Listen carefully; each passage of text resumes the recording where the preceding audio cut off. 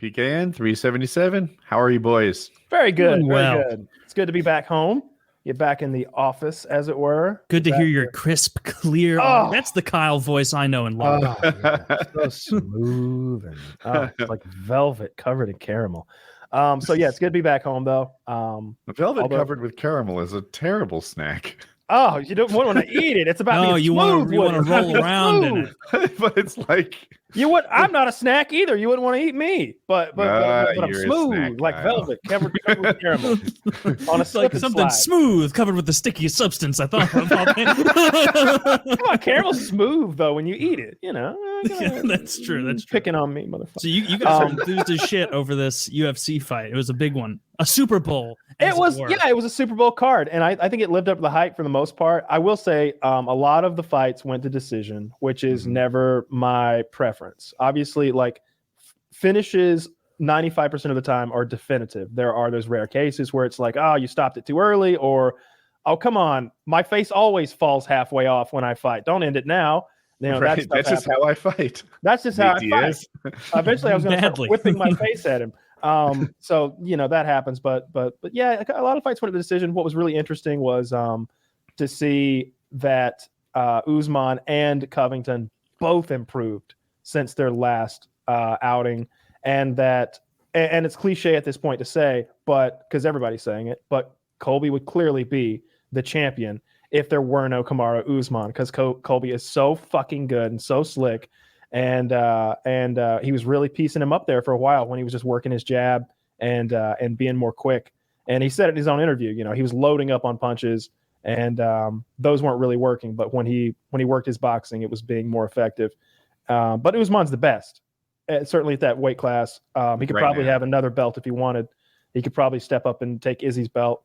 But he's just, I think what he said was, I like it better when two Nigerians have two belts than one Nigerian with two belts. Basically saying, nah, I don't want his belt. He can keep it for a while. It seems like this whole thing that Izzy can't wrestle and therefore he'd be susceptible. I don't know, dude. Yoel Romero can wrestle. I don't think he's as strong. I think it's the strength. You don't think Yoel Romero is as strong as Kamaru? Yoel hasn't shown me that he is strong in a decade. I don't remember the last time Yoel did that Goldberg fucking rush and tumble style where he just bulldozed people. He's got to have some secret crushed vertebrae or something that he doesn't want anybody to know about that have him just barely able to get in the ring. He looks like the second coming, but in reality he must be a broken man on the inside because he fights like that. He fights like a coward. I think it's age. Tell him I said so. Yeah, him and Diego will fight for the opportunity to take your belt. I put my money on Yoel for that. But first, they have to get through Woody. They're through. I call card girl, ring girl. I want to be Bruce Buffett. I just want to wear that suit. I keep hearing that Usman's the best, and I'm like, that discredits what GSP accomplished. GSP beat 3 generations of 170 pounders. He whooped up on everyone, and somehow the 170 pounders that he beat seemed better. What could Usman beat? Masvidal twice? The guy's a fucking paper bag. He's the most overrated fighter in the UFC. Masvidal's a top 6 guy. But he's not a top 3 guy, and he's not your champ. He's very exciting to watch. There's different positions. That's the cool thing about mixed martial arts, right? In boxing, it's oh yeah, he's the champ. Are there any other fighters? There's one guy who might be the champ someday. Do you know any others? No, that's it. There's the 2 guys, the best and the second best. But in this, there's a lot of different ways to be a mixed martial arts fighter. You can be that journeyman guy who's a gatekeeper, who's I'm trying to think who it is at 155, but just somebody who's always there every year in the top 10, ranked. Maybe they'll get up to 5th or 4th, but then they'll lose to a top 2 or 3 guy. Right. But they're always just right there in the hunt in the top 10. And anybody who's rising up from the unknown leagues just gets stomped by them. Or you're oh, well, they beat him. Okay, well, maybe he can continue on up the ladder. Bisping was that for most of his career. Yeah. So, yeah, I thought they were good fights. Did you think Rose won? I fell asleep. I was very tired. Okay. So I thought round two. I know that she won. I didn't read about it. There were three fellers in New York who thought she won for sure. Actually, there were two. The third wasn't quite so hot on her. She won a split decision, 2 judges to 3 for listeners. Yeah, she won a split decision. There's no bigger Rose fan than me. Like I was literally afraid to watch the fight. I was very nervous. I was She's upset. a very sweet, normal-looking person up against professional athletes in a fighting competition. Girl, are you going to be okay? I don't like watching her fight because I'm worried about her the same way I would be worried about like a close friend or someone. And this is some fucking like this is the only stranger from the internet I feel like this about. Like something about her. She impressed herself upon me that she is such a genuine, real person. There's Maybe so many personas. She was in tears with the belt getting wrapped in her around her waist, saying, "Guys, just be good people. I don't like that. Doesn't matter." I don't like that stuff. I could use a little. I didn't love that either, but it did tell me she was very sweet. Yeah, I could use a little crueler Rose. Like, yeah, that's right, chink. When she was talking about Joanna, right? Rose, she had just beaten Joanna. I think she won the belt, and they were asking her like, so what do you think? Should we give her like another rematch? And she said something like, I'm just better than she is. And I was like, oh, I like that, Rose, too. She is just better. I think it was Chael who made the point that Rose has she's a 2-time champ across what are essentially 2 time periods, 2 like periods of time in the UFC. Even though it was such a close time, like she took the belt in one period of time, she lost it, and then she took the belt back in another sort of segment of MMA. Things have evolved quite a bit. I agree. That girl that all right, so what happened was she lost rounds 1 and 3 for sure. I don't think anybody in the world disagrees with that. Round 2 was very close, and I think that if you've got enough America in your heart, then you could definitely see round 2 going to Rose, and Rose whooped her in rounds 4 and 5, and round 5 was her best round. It was, and I think there's something to be said about that. You always say, it's okay if you win the first 3, but if the last 2, they're saving your life when that bell rings, I'm kind of leaning toward that guy as my winner. This other guy gassed himself out point fighting or something, but if we're out in the woods or on the battlefield right now, he's exhausted. This other guy is minutes away from killing him if there aren't a whole team of individuals here to prevent that from happening. And I understand that's not how the rules work, right? Not at all. You never hear me argue that the Eagles would have won if field goals were worth as much as touchdowns. It's true. Like I made that up. I have no idea what happened, but yeah, like that would be a dumb argument. And so is she won rounds 4 and 5, and the other one won 1, 2, 3. But yeah, I'm not making an argument. I'm just expressing a feeling. When someone finishes that strong, they feel like they're better at fighting. And it was very similar now, these 2 fights, to the 2 that she had with Joanna, wherein she had a very early knockout of Joanna in the first round in their first fight, I believe. Might have been the second, but so it must have been a fluke.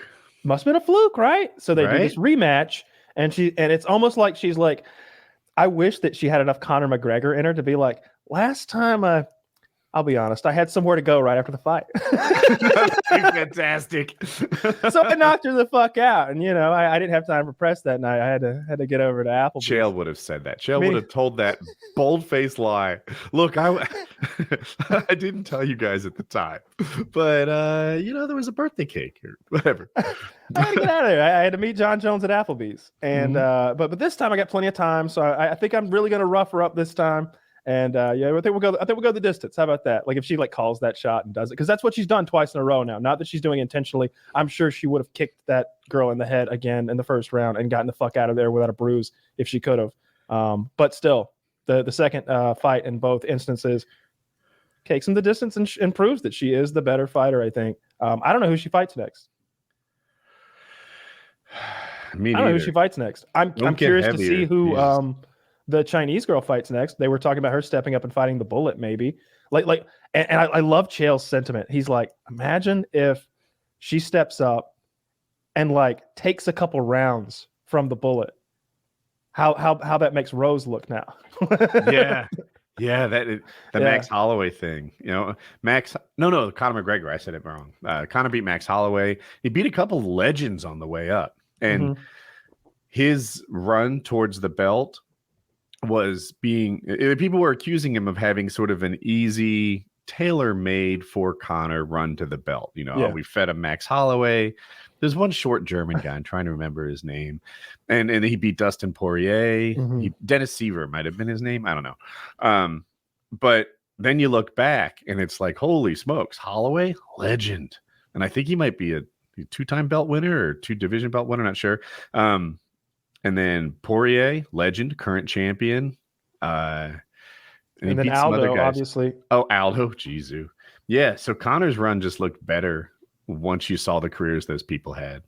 Yeah, and then honestly, like the whole thing of stepping up and fighting at 170 against Nate, I think made a lot of people appreciate his toughness, and that he wasn't just some guy who was going to go in there and pick away at somebody. Like he could get in a dogfight, and I don't know. Yeah, 5 rounds against Nate is hard to do. Yeah, I wouldn't want to do that. No. I wouldn't want to do that against Rose. 6 months of training, you got it. 6 months of training, is that all? Yeah, maybe 4 if you work hard. Maybe 4? Yeah. I could be a week away. It could be today. Let's be honest, I need the gloves, and that's about it. And he can bring an extra pair. Yeah. I got some motorcycle gloves if they're cool with that. The only limiting factor is him not being there presently now. Yeah. And we can remedy that. That's no problem. Just get the shit kicked out of you. Just one of the worst beatings of all time. Just one of those horrible ones. And so began one of the greatest ass whoopings of all time. Where you're just you didn't talk about Gaethje. Oh, Gaethje's the man. I was high on Gaethje coming in, and I'm glad that things went down like that, because I feel like everybody else is like, oh yeah, that was the guy who was almost champion a few months back. Like that was the guy that faced off against Khabib on Fight Island, and we didn't know what was going to happen. It was. I'm very high on Gaethje as a fighter. He is probably my favorite guy who's actually doing it right now in that division. Because obviously Conor I don't know what he's. Poirier is great too, but Gaethje might be my favorite. The guy he beat, is it pronounced Chandler? I say Chandler. He's great too. I love watching that guy fight. I love watching that guy on the mic. He's cool too. He's just not beating the other top 5 guys. Yeah, I recognized him after we talked earlier last week, and then I saw him. I was like, oh yeah, okay. But yeah, Gaethje's great. I like his fighting style. I think he's more entertaining to watch than Poirier. And Poirier is just like I have a hard time with these goody 2-shoes guys. It's like you don't have to be John Jones, but Jesus, have a fucking personality. Don't make your life's mission to be charities. And and your goddamn helping the community. Honestly, I'm tired of him raising money for charity. I'm so sick and tired of the charities. Do some blow. Keep the sick kids out of the octagon. I don't care that you're a Make-A-Wish selection. You know what? Would you kick the kid's ass? The ultimate card. The winner gets dialysis. Yeah. Cody Garbrandt did that for years. He would bring this. He had this little kid who was a fan of his. I don't know if it was some Make-A-Wish shit or not, but he'd bring this chubby little 12-year-old who had cancer into the ring with him. And let him feel like he was a champion too. But we're all just like, oh, look at the poor sick kid holding the belt. What I thought he should have done is after he won a fight, he should hold down his opponent and let the kid come in and get a few in. Right? That's fair. Cool. Yeah.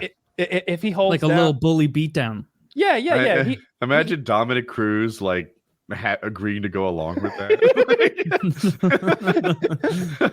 The kid gets a good one in. That would be hilarious if he threatened that during the build up to the fight. Like, I gotta hold you down and let Brandon kick your ass. I'm gonna be fighting round 3. Brandon stepping in for me. Ain't that right, Brandon? Brandon's like, what the fuck? What? Wait. Y'all know I have leukemia, right? This is not a fashion choice. This hairstyle. I would love fighting out of the blue corner. Dominic should come right back. You think I can't take Brandon? I'll fuck you. The little thing leukemia at the bottom will be the least of his problems. The little placard at the bottom says what color bandana they're wearing. If he said leukemia would be the least of his problems. You can tell these competitors are fighting for their life. There's not enough insulin for both of them in the building. He's like, when I'm through with you, you're gonna wish that bone marrow transplant hadn't came through. Yeah, that would be fun. UFC's great. So yeah, I enjoyed the card. Is it still growing really quickly? I know it I was think growing quickly. It was the like a couple years fastest growing. ago. It was the fastest growing of like the major sports for a long time, if you can call it a major sport, I guess. I think getting there. It's I think the ESPN thing has done a lot for its popularity. I don't know about the bottom line. I'd be curious to see that. And I'm hoping that the Venom deal is more lucrative too. They get a lot of flack for not paying their fighters, but I keep seeing these up and coming guys who are just like so happy to be there. Mhm. Like as low as the UFC pay might be on the very, very bottom end, it must be quite a bit compared to what some of these guys are used to, because they are so jazzed sometimes when they get in and they win their first fight. You know What is why the I think Venom it thing pays you not mentioned? that's they get automatic money for wearing clothes. Okay. I see them win the $50,000 like of the night bonus, you know, Yeah. performance of the night, fight of the night, etc. And they're very excited about it. So I'm like, that tells me that 50 grand still matters to them. If you gave Aaron Rodgers a $50,000 bonus, he'd be like, what? Okay. All right. I have to take out my phone, endorse this, and wait for the app to locate Perfect. it. Like Those no. are the words I'm looking Yeah. for. Like you think I'm gonna make a special trip to the bank for 50 grand? You know I'm busy. Clap to 10 as fast as you can. Nope, I already made 50 grand. You lose. You lose. Aha! Like you're fucked. Or what I would think it might mean also is like getting a fight of the night bonus might almost be like a future check where it's like, boom, now I've got a little bit on my CV, my fighter CV. Look at, hey, I demand a little higher pay. I got a fight of the night bonus. Who knows if that's how they negotiate, but it seems like they could. They might not mention that, but they might just say like, come on, I did a good job last time. You know, it's an interesting business, how that works. Obviously it's more important to be exciting and entertaining than it is to win. For sure. Yeah. You're trying to get asses in seats. You could described as 50-50 in that. Evan Tanner used to say that. Evan Tanner was a champ long time before it was super big and killed himself, I think. But anyway, he was like, as an amateur coming up, you have to win your fights. Wins get opportunities. As a pro, it's almost 50-50. You know, you want to win your fights, but you also want to be entertaining. That's where your opportunities come from. It's sunk in with me, because you can't lose and be entertaining. You gotta do both. This is a weird way to commit suicide. It said he was going on a solo trip into Imperial County, California desert. He purchased a dirt bike and on September 3rd, 2008, rode into the desert region west of Palo Verde, California to go camping. According to his manager, Tanner called that afternoon to say his bike had run out of gas and that he was walking back to camp. This conflicted with the later report that his bike was found at his camp. And so it seems like people should have been more alert about someone taking a solo desert trip who's sustained a huge amount of concussions. Undoubtedly. He had mental health issues for a few years. You know, I might guess CTE, but that's just me talking. And I think he had alcoholism challenges. I think that he had, like depression issues, and he was enormously talented. He was one of those guys who could like show up at the octagon and beat people who trained and worked much harder. But he just wasn't wired for the job. I mean, addiction issues, depression, it's kind of like hand in glove with repeated CTE. Yeah. Right. Isn't it bizarre that some sports like still don't acknowledge it? Like, does the NFL? I know the NHL's official position is that there's no evidence that playing in the NHL leads to brain damage, and it's like, this is obviously not true. It was only a couple of years ago that football was like, all right, there may be a piddling bit of evidence that running full speed into each other head first causes problems. But like, does the NHL? Do you think it has? All right, so obviously players get concussions. Yeah. But I think it's almost the errant like accident that causes it as often as, or a headhunt maybe. It's certainly not like football where like, okay, every 45 seconds we're going to smash our heads into each other on the offensive line kind of deal. Yeah, it depends. Like, so many of those old guys whose entire job in the 70s and 80s was just to go out there and get in fights. So many of those guys killed themselves.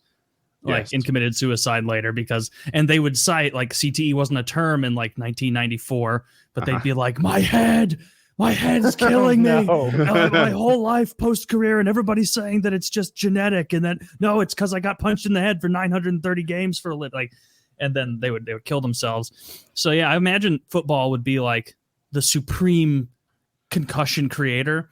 But like, I see clean hits of guys like hit into the wall, and it's like, oh no, that guy's not with it. And it was only like 4 years ago that they finally made a rule of like, if you get bashed your head into the ice really hard, they have to go and like shine a light and make sure you're not actively concussed, because they used to just send you back out. So my guess would be that boxing is really high and that football are really high, because both of those sports you can fairly easily get concussed when you're practicing for them.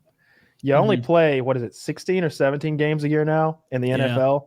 And then in college, 12 or 13 or whatever. And then high school, I don't even remember, but a couple dozen games a year, or a dozen games a year roughly. But it's the practice.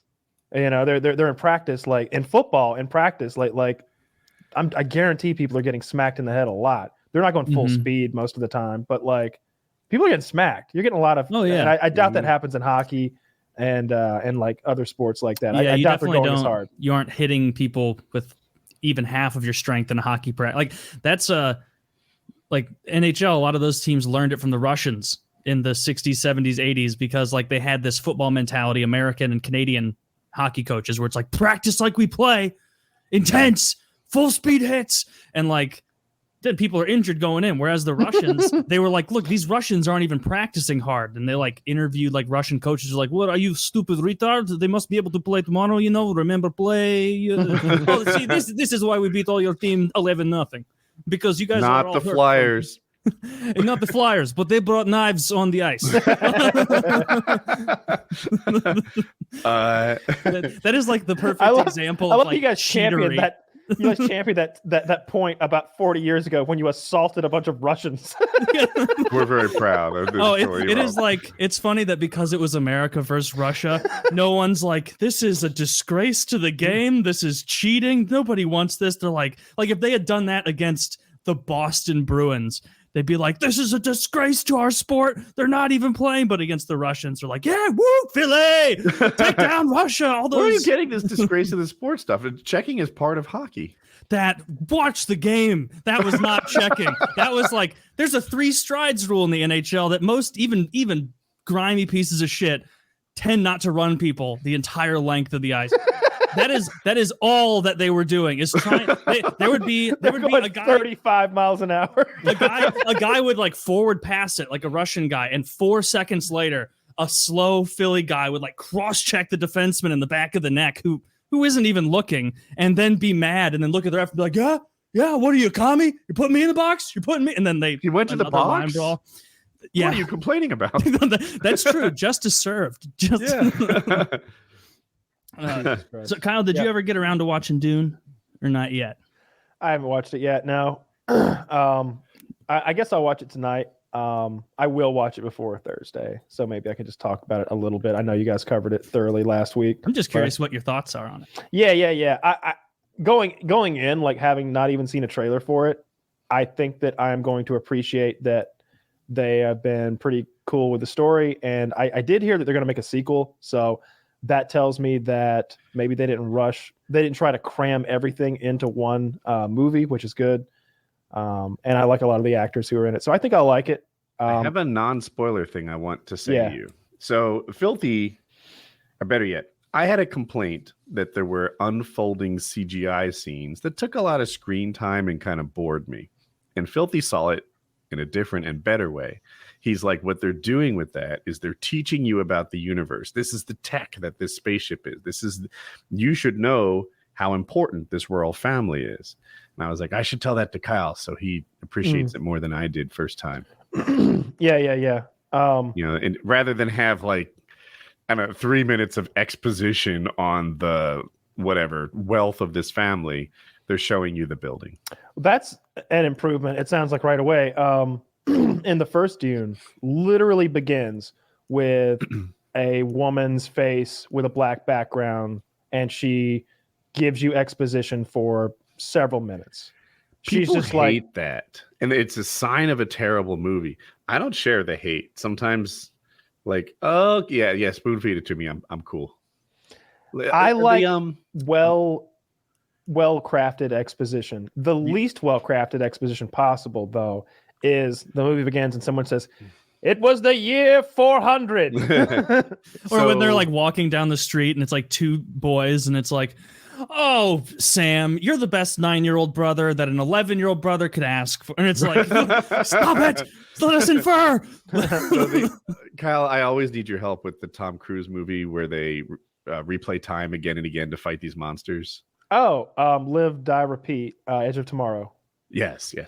That opens up with newscasting. And like you're watching the news and they're like, so we had a victory or a loss, whatever it is, on this battlefield with these monsters and this just happened and whatever. Like, this is the most obvious exposition ever. You're watching the news to describe this world around you. And I was fine with it. And there was a lot I needed to know to come up to speed in this. There is a lot to get up. Yeah, you're right. And it is nice if the first 25 minutes of the movie isn't, all right, buckle up, let me explain everything. Let me let everybody know where we are now, what year it is. This is Jim. I'm gonna tell you a little bit more about him. He's an important guy. Just keep your eye on Jim. Like, if they don't spend 25 minutes doing that to you, like showing you what the family's normal day is like before day 2 when shit goes awry. Because if you just start off with a family like, you know, riding a roller coaster through a fucking hurricane on the moon, you're like, shit, must be a crazy day for them. But like, maybe not though. Maybe they do shit every day. Like why don't we show the day before where nothing happened? Or there are those movies like Ocean's 11 where 41 minutes in, I'm like, stop introducing characters! Stop it! I get it. The Asian guy, you call him the Slink or whatever the fuck. Like, he can fit into any box and go through any tunnels. Like, I do not like those movies. I don't like movies that it seems like the whole point of them is like, I don't like heist movies. I will say that. I liked when Rick and Morty made fun of heist movies. I like that episode because it is dumb. It was a dumb like craze of movies. It's not smart. When you can just, with the flick of it, you can just, it's those double and triple and quadruple crosses are interesting when they actually were to, if they actually were to happen. But like, you can just flick your pen and make it like, oh, but I went back to the beginning and I told her that I was coming, and I hated it. Yeah, it's like, oh, so everything you say at all. Everything you're saying is right, and it's not smart, and it's not this. But fuck it, I'm a sucker for it. You know, in terms of candy, Smarties are bullshit, right? They're just fucking sugar pills. Terrible. Right. Try one. They're delicious. They're not terrible. They're not terrible. I hate them. They're literally sugar. Remember that sugar. They're what you want. You could put them in your coffee. I bet it'd be good. But but that's what a heist movie is to me. Like, you know what? Like, I want to look down on them, but I have a good time. That's fair. Know? Yeah, I'm the same with B horror movies. I know it's bad as I'm watching it, but I love it. I enjoy them. I got in the spirit of Halloween. I watched every 80s horror movie that I had never seen, that I had ever even heard of, and then I went down a rabbit hole. I watched so many. I watched all those Jamie Lee Curtis movies. I watched Maniac Cop. I watched Cujo. I watched Baby Did you like Cujo?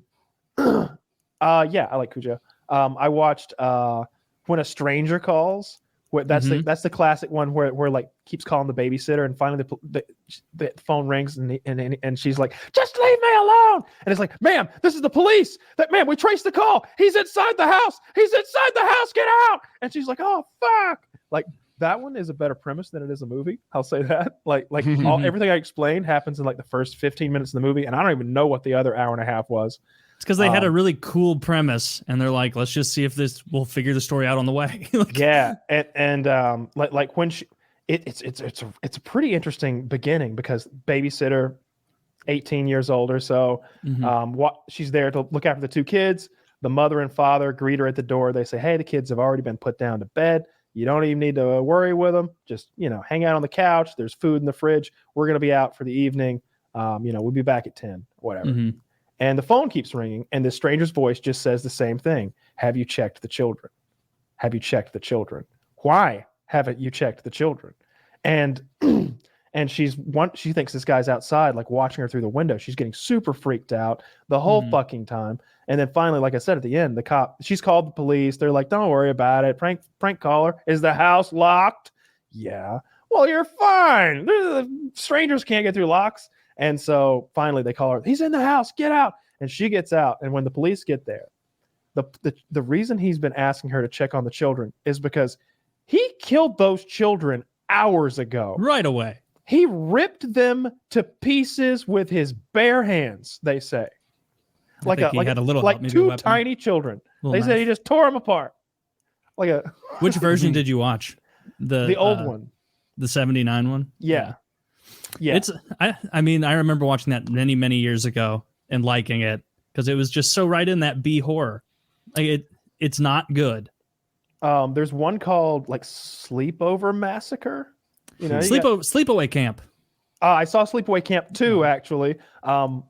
As well, I should say, not Sleepaway Camp 2, which actually exists. I watched Sleepaway Camp. That's the one with the famous penis reveal. But I also watched Sleepover Massacre. And in that one, the bad guy doesn't even wear a mask. He's just a crazy guy. And you see his face a lot. You're going to love his weapon. It's an enormous power drill.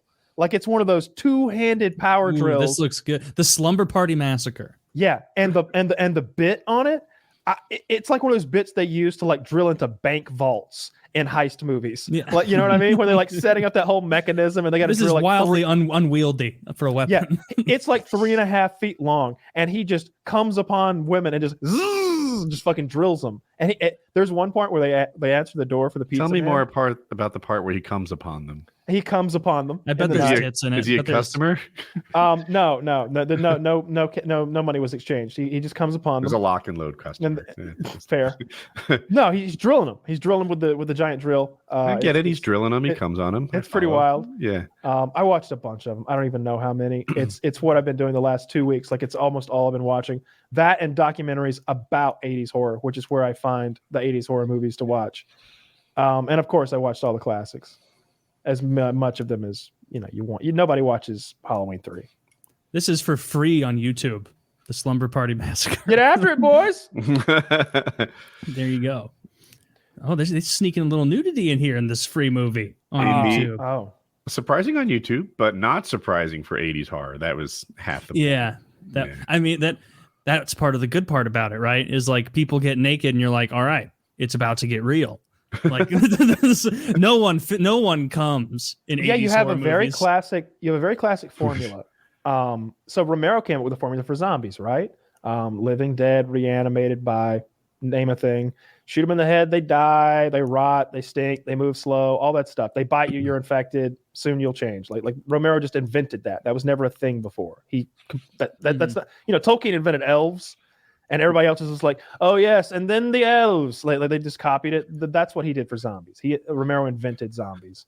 But I lost my train of thought. Go back one more. What was I talking about before Romero? We were talking about the Slumber Party formula Massacre. for boobs. Oh yeah. You got you got the jock, the stoner, the slut. Oh yeah, I guess so. And your final The girl. nerd. Your The final nerd girl girl, is your yeah. virgin. Anyone who has sex has to die. Which was interesting that they That went is true. except in Scream, which is the whole point because it's a meta horror movie. The whole point is that she fucks right at the end with 20 minutes to go, and then she wins. She kills everybody. It's Wes Craven like doing some real meta shit right there in Scream. Scream's great. But yeah, you've got that formula. Everybody's getting naked except for your final girl. I can't think of any examples of the final girl like getting naked ever. I could be wrong about that. I'd be interested to see. Yeah, I think you're probably right. And Jamie Lee Curtis is the perfect final girl. She's fucking smoking hot. Just giant titties. Just little She had girl. that part on lock in those B horror movies. Always the final girl. She did 4. If she was in it, you're like, okay, I could just fast forward. I know who's dying. Jock guy, always dead. I think Jamie Lee did Prom Night. She did some kind of a train horror movie where like murders are happening on a train and she's there. And Halloween's 1 and 2. Oh, forget that. She did a bunch of Halloween. She did H2O and she did the newest 2. She's done a bunch of Halloweens. And I think there might have been another one. So it was like Halloween, Prom Night, and that train movie. And I think there was a 4th like horror movie she did back then. But yeah, good shit. I've been watching some horror movies as well. The scariest thing going on right now, though, is the amount of candy I ate last week. My wife bought so much, and I was even like, stop buying candy. And she's like, you don't have to eat it. And I'm like, I'm gonna eat it if it's What kind of candy? Reese's, Snickers. Reese's and Snickers were minis? the big one. No, just the those bags that have the individually wrapped cups. This is for a Halloween. big bag Those are minis. They bought Halloween. Like whole cups, but the whole cups. Whole cups, yeah. but single packs. But- Yeah, I'm sure they intended to put them. They were just preparing in case 600 or 700 Halloween trick or treaters came around. I kept telling her that, and like even as trick or treaters were coming, I had a couple people over and we were hanging out, and they would come up, and like I was like, just take multiple handfuls, and like at least one dad was like, that's a lot when his like 11-year-old grabbed it, and I'm like, no, just trust me. Just big handfuls, everyone. I want to run out, And by the end of the night, it's like clearly it's 11:30. No more trick or treaters have come for hours, and I've got 11,000 calories of chocolate just sitting there, and so like just like little in passing, just all the time. Just don't mind if I do. I have one of these as I walk by. Oh well, I would like one of the. I think it was like. You know what I need? Something on the other side of that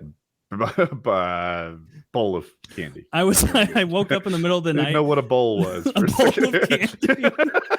I woke up in the middle of the night and walked to the kitchen to get a glass of water, and like on autopilot, I like went back and then just like put my glass down on the kitchen table where we had like the decorative bowl with all the candy, and I just like started eating candy in the middle of the night, and like I heard my wife, who I woke up with my crinkling, I suppose. She was like, Taylor, come to bed, stop eating candy. And I was like, I'm not eating any candy. I can smell it.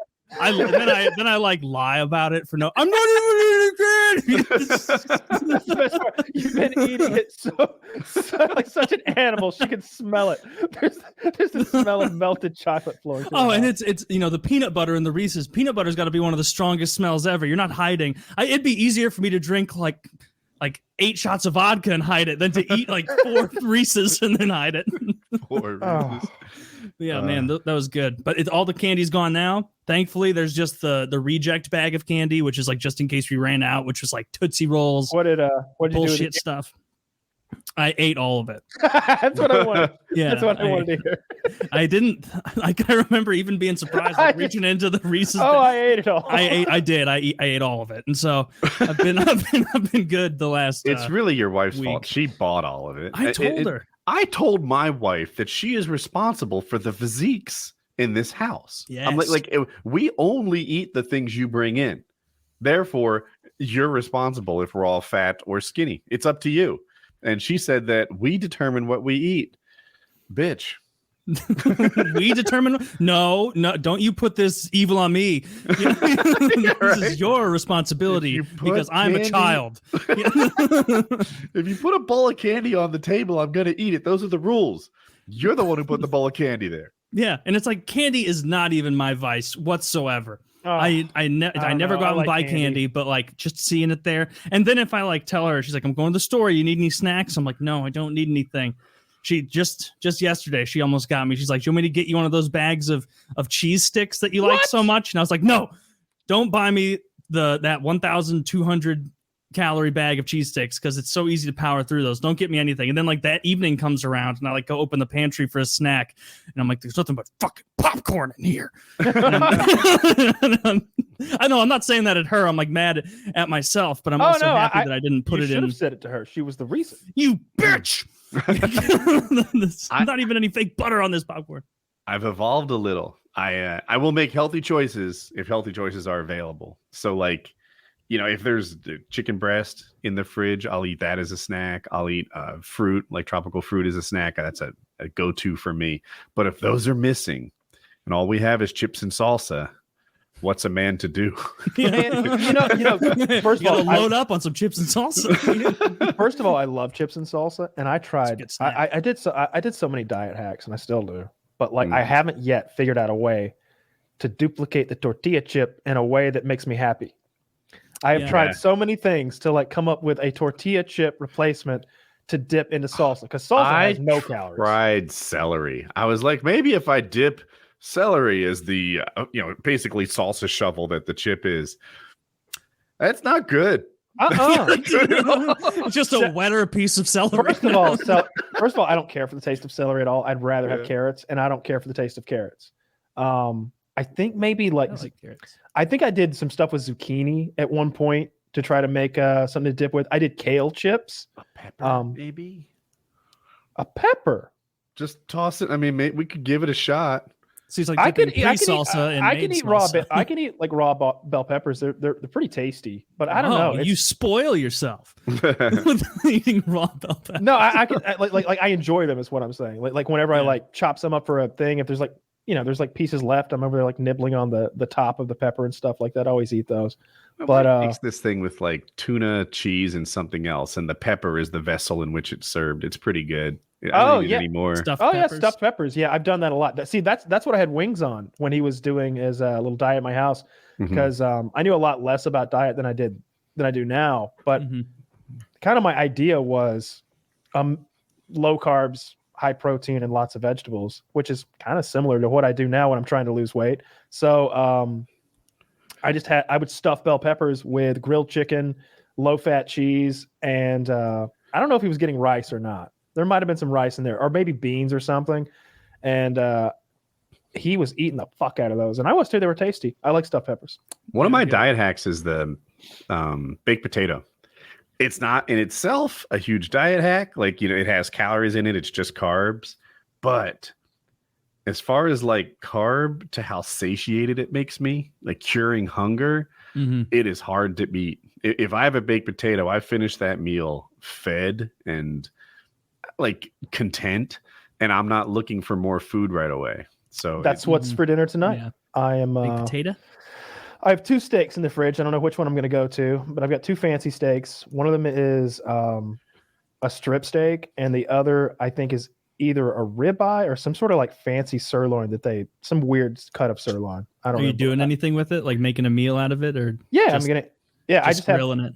I mean, I'm going to grill it. I'm going to put it on the charcoal grill, I think. And I'm going to do a baked potato with some low-fat cheese, which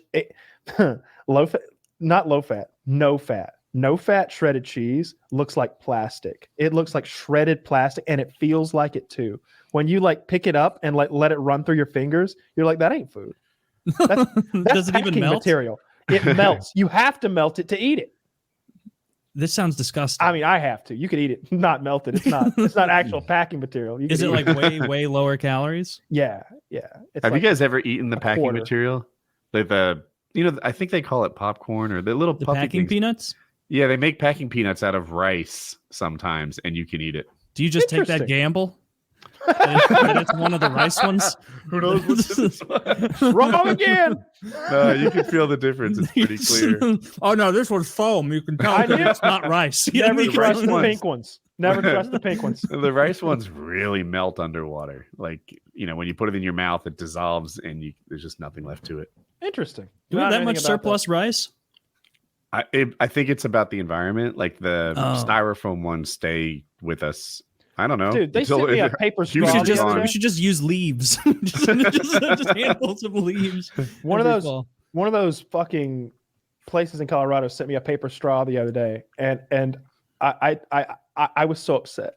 Those are not the answer. All right, paper straws are not the answer to the plastic straw problem. And by the way, just so we're all clear, plastic straws are not the problem with the environment. There is no problem with plastic. It was such like a funny thing. We're like. Although I think BP literally came up with the term personal carbon footprint. They're like, hey, we can shift the onus of our bullshit and make people guilt each other about straw use and minutia. They're like, but are people dumb enough to fall for it? Like, yes. So I would be interested in knowing because I always hear straws like by weight or nothing, but I wonder if they matter. It seems, what else by weight is nothing? The 6-pack holders. But then you see them wrapped around tortoises and shit, and it's like, all right, so maybe like that is like worse per capita, worse per gram than other types of plastic and shit. I don't know. Sweep the ocean clean with. I will say, like the improvement to suffering ratio should be something that we care about. Switching to LED light bulbs, there's no suffering at all in that. Yeah. As a matter of fact, oftentimes they're an upgrade from a compact fluorescent. I prefer them. Yeah, I do too. Yeah, so it's better and longer lasting, and it's right. So it's great. It's a win. That's a win. Paper straws, though, like Look, Maybe what they about fall pasta? apart. Well, if we make them out of pasta, like I haven't tried that. I know that people do it. Seems like a waste of pasta. see the problem is I don't like how it sticks You can eat to your my. straw afterwards. Am I the only one? Like, we all hate uncooked pasta. we all hate how it sticks to our mouth, though, right? Like that's the The problem. paper The straw. paper Yeah. one, yeah, and it To puts me- your drinking on the clock, because if you just leave it in your cup of water and you want like that cup of water to last you your whole meal, by the last part of it, it's like begun to gummify. At least in my experience, I'm not worried I about don't know that. if I just it's- don't like the way it feels in my mouth. that's true. That's what she said. My issue was different. It was I felt like it was starting to lose structural integrity. Like it could Yeah. bend now, and it's just getting to be a little more wet paper than My it started. my first paper straw experience was the year 2013 at TED. He's who's- opening this movie with exposition. I want everyone to know. who's the Ted Turner? I was Ted Turner. 22 years old. Ted Turner. No, I think I was 26, 27, right? Yeah, 27, somewhere there. Ted Turner has a restaurant in Atlanta. You know, the famous billionaire who invented CNN and TBS, Mhm. and Buffalo's apparently. But at his restaurant, they only serve. I don't know about only. They probably had some other shit, but the main thing they serve is bison because he owns. I don't know, the world supply or some shit. Like he owns this huge amount of land out west full of bison.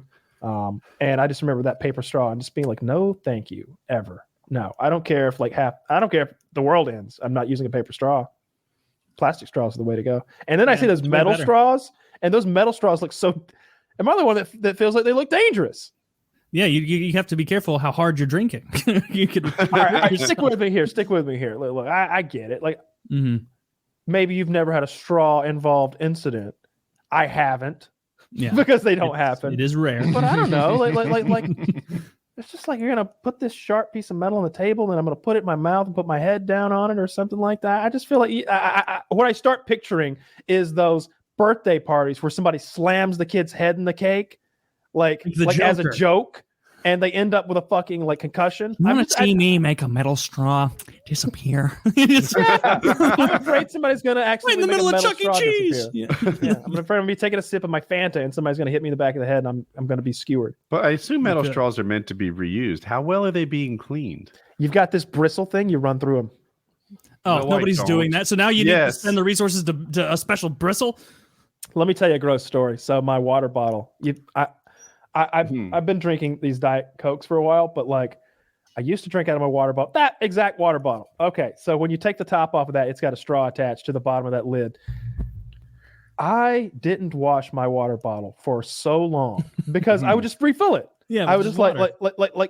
it was a 24-hour thing. It was like they used to do that, but in the olden days with soup. Yeah, I can't remember what they Forever called it. Stew or whatever it was. Yeah. It was just this never-ending pot of stew, and you just kept adding more stuff to it and eating out of it. Like it would just always be boiling on the cauldron at the camp or whatever.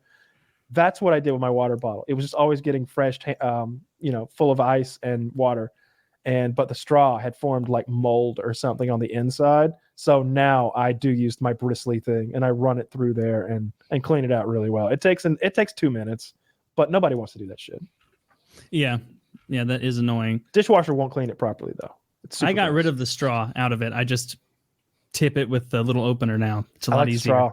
See, my previous water bottle, I had to tip all the way up. I didn't care for it. I like being able to just like use it like a straw.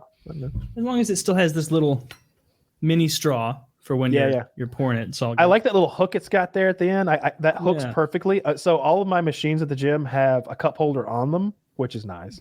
But then the cup holder has this thing that sticks out like that Mhm. to hook can- water bottles onto, and it's like, oh, it's so nice. And so That's like, very handy. yeah. So I take up 2 cup holders. One of them gets my like workout like papers, like my little Mhm. book. It like fits right in the cup holder, and on the right I got my drink hanging there, and then I can like do my shit, and I've got everything there. It's great. It's great. I use Fitocracy. It's a website and a mobile app to track your workouts, and it's just for me so much better than paper. So you can have notes on every workout. So I'll remind myself like clench your butt cheeks on your overhead press. It's something I can forget to do, or the positions of the incline bench. Like, oh, this goes at 30 degrees. This goes at whatever, and if you had paper, like there's not space to write yourself extra notes on there. It's more challenging to look up like your PRs and I have a YouTuber showing me proper form if it's a new exercise. Like I like photography. I don't know why it's not more popular. No, I like the sound of that. I don't know. There's something about like when I'm there and I'm doing stuff, I don't want to like flip through my phone to get a thing. It's like whenever I want to get a thing, it's always so much nicer to have like a dedicated, like, oh yeah, here it is. Yeah, here's the thing right here. This thing right here, it does nothing but that. We've got that thing now. But if I've got my phone, I can be like, oh yeah, Snapchat, huh? What's going on with you? Like, I don't know. I'm worried about that, getting a little distracted. And I've just got this book like That in my happened car. to me. Yeah, I do that. And what I do when I run out of space, though, we just flip the page over. All right, this is push day 1 now, and I like things almost full. I now. prefer physically writing it out. Also, I just something about it. And I'll write those notes like you just described. Like I'll I'll take a line and I'll draw it from the specific exercise, even if I've got to go like way up into the margins and then draw a bubble and write in that bubble. This is no good. This is no good. You're hurting your shoulder. Felt light. Yeah, or this felt whatever. heavy. Yeah. Usually, you just need like a little plus or a little minus. If I was able to finish all of them, but I wasn't confident in it, I'll put like a little squiggly. Like, it wasn't a full on plus. I'm not adding that. Maybe I'll see how I'm. It means like I'll see how I'm feeling next time I'm around them. Most of the time, I get by with one of two things: either a plus, which means add more weight, or nothing at all. Because it's rare that I fail. Fail means nothing at all anyway. Like a real fail is, and I rarely do them, an F, is when I've lost strength, because that happened when I was cutting weight. I was like, now I can't do that amount of weight. That's right. I eat 2,300 calories a day now. I've lost some muscle mass over the last 6 weeks. But part of it was, I lost my train of thought again. You were talking about the plus minus system not fitting. Oh, yeah. It's rare that I have to put an F there for failure. That's when I've actually lost strength. But if I just leave it alone, I don't write anything, it's next week I'm just like, the number that's there, that's what I do. Because it's. I wish I had a shorthand way instead of like going into the notes section and writing something for me to look at. Because usually I target between 8 and 12 reps on almost every exercise. Mm-hmm. And if I do like 12, 12, 12 for 3 sets or whatever, 4 or 5, then that's an indicator that it's time to increase weight, because I'm hitting 12s all over the place. I should be getting like 12, 12, 8 or something. That means I'm right in my sweet spot. But sometimes 12, 12, 12 can mean a different thing. Did you hurry through it and have no time under tension just to hit 12? A note would help me remember that it's not time to go up. It's time to increase quality. Yeah. It's all useful. Yeah, there's definitely exercises that I do less weight than I could do, because it's like, but we want some good form here. I think that's the way to go. And also, like, man, I'm so afraid of like a real injury, like sprains and bruises, contusions. Fucking drop a plate. I'd rather drop a plate on my foot and break the bones in my foot than like tear a pec or tear a bicep. Yeah. That would be horrible. Do you like for those who are listening? That shit ain't ever going to be right. And it can happen doing what we're doing, because we're moving around a decent amount of weight. Like it can, Sometimes they look 90, 95% as good as they used to. Sometimes they don't at all. I'm trying to think, one was a guy, UFC fighter with a torn bicep or something, and he looked awful. It doesn't look right. He wasn't a UFC guy. He's the Eddie Hall. That's his name. The power, like the strong man who's gonna like box the mountain or whatever. He like tore his bicep, and he was doing like flexing to show like, oh, I can't compete, like in some video, like I can't do that. And like it was like his muscle insertion was like 4 inches below where his delt started. Like you could see like, oh, that amount is not supposed to be balled up in that weird knot. It seems like they're as strong or nearly as strong too. Like it's just cosmetic. But keep in mind, cosmetics the whole purpose of this. Yeah. That's why I'm here. I would be want to talk terrified about my paragliding weekend on the main show, because something cool happened. But nice. I have found that being stronger has helped with my flying. That things that like as basically a tricep push down, sometimes you have to do. And previously I would have to like cheat, maybe get up high to get better lever, whatever. Now I have enough strength that I have like precision with that amount of tension. Whereas before I had like, momentum and struggle. Like, are you doing them the way you just like are you doing single-handed ones out back here? I'm talking about flying. So you pull the brakes. Oh, In this part of the pool, I'm very strong. I'm still back on working out. I'm like, Well- I thought I invented those. You thought you invented the one-arm tricep push down? No. So in this part, I'm very strong. As everybody is, right? You can do pull-ups and shit like that. But you get weaker when you have to pull the brake farther. And now I still have like enough strength to do this with precision, whereas I didn't before. I'm not sure if I'm describing this That's well. good. That's functional. That's the definition of functional strength, right? I thought I didn't care about strength at all. I was like, dude, I'm great at carrying the groceries, and that's all the strength I need. But it turned out it's good to have a little extra sometimes. Yeah, Yeah. if you do things, that's what we've always said, right? Like if you do things Good to be strong. that it can help you out in, and I mean, there's obviously a few careers where it's like, you're gonna need some functional strength there, buddy. Yeah. But then there's lots of sports where it's like, do you have a hard time pulling yourself into the boat soaking wet? Might want to get a little bit stronger before we take up whitewater rafting. Like you should be able to pop yourself back into your soaking wet. Yeah.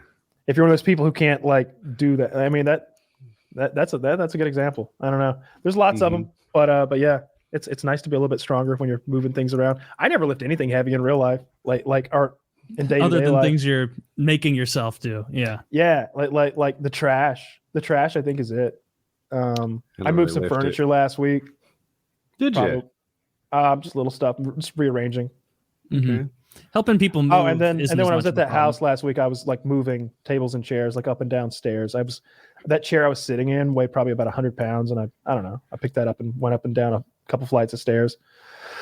I think I aged out of helping people move, right? Like when you're 51, no one's moving anymore. All their kids are like in high school and they're kind of set. Like no one comes to me for moving help, and really, you should have the means to hire someone for this. That's how I feel. My last so many moves. I have like my parents or whoever was with me would be like, hey, just call your friends, text your friends, and see if they want to do it. And say you'll like buy them beer or something. And I'm like, I would be the biggest hypocrite alive if I did that, because you know how upset I get when I get invited to help someone move and they're like, have a Bud Light. And it's like, you bitch. Like I just carried your armoire while you like instructed me and the other strong guy to maneuver it around. And then at the end, it's like Heineken. Pats on our back, like we all lifted it together. Like, oh, man, I've just had a bad taste since I helped that one piece of shit guy move the first day I met him, and he was totally unhelpful at the behest of another friend of mine. So yeah, that guy was a piece of shit. So this, I know you're going to watch Dune, and that's your part of your homework. I don't want to, I purposely didn't bring it up like during this because I know we'll want to talk about it because it's very big news. So you guys need to watch all the videos you can find surrounding this Astro World Travis Scott thing. Oh, I know all about it. Because it is insane. I had no idea who Travis Scott was, but apparently he encourages lots of this rage culture and like all this wild shit at concerts. Try and find the video, because like he made a statement where he's like psychotically like having trouble even like pretending to empathize with people who just died at his show, and they're like, oh, it's so sad, like we didn't know, like his girlfriend, a Kardashian or whatever, is like, we had no idea that anything was happening until after the show, it's so horrible. There's a clip of him like on a cherry picker, so like not even on the stage, cherry picker, like singing in the middle of the show, staring right down at someone whose dead body is being carried off, and he keeps singing. Oh, I saw one better. I saw one where the camera is down low and you're watching someone maybe get CPR, like a dying person, and then it pans up to Travis Scott doing the robot. Yeah, and it wasn't just one person getting CPR there was like one of those like crowd collapses where everybody's suffocating, and like there was one clip of like him watching an ambulance drive out, like one of those golf cart ambulances they have at concerts to like try and get someone, and he's like ignoring it, not drawing attention to it. His fans are like jumping up and down on it while like the medic driver's like, get off, we're trying to get this person, save this person's life, and they're jumping around. And he even like at one point is like, people are like screaming. There's a clip of this woman who got up on the stage and is like, stop the show, people are dying out here. And like the camera guy just looks at her and looks back. There's like other people yelling to stop. And at one point, he just goes like, "Yeah, oh fuck this! I want to feel the ground shake." And then like, and it's like people are dead. And so yeah, you need to watch as many videos surrounding this as possible. Like, because it's so ground shake. Yeah, he did. It's so obvious he knew people were being hurt, and he just didn't need to be care. like, all right, we'll stack the dead bodies up here. Let's go. Yeah. And all like and it's like people, everyone who's he does like an impromptu let the bodies hit the floor. And it was like people are like his like defenders, I guess, which there are not many, are like, oh, this is ridiculous. He didn't even know. He didn't know. And then there's literally thousands of clips of like, hey, here's this other rapper who saw one guy who tripped, stops the show. That guy, get him up. Or like Dave Grohl, that guy, Adele. Hey, wait, watch that. Everybody, stop. And it's like, this is such a standard thing for artists. And like, he was in a cherry picker, like watching these collapses in the crowd. Like, find the clip of him in the cherry picker singing "Yeah" into the mic through auto-tune as this guy who's dead with both of his legs shattered from being crushed is being carried out by people. It is fucking dark. It is grim. Well, all right. But anyway, that's a good topic to kick off with PKA. I know we got a lot this week. Well, let's wrap it up. I gotta get started on dinner. It is late. Same. PKN 377.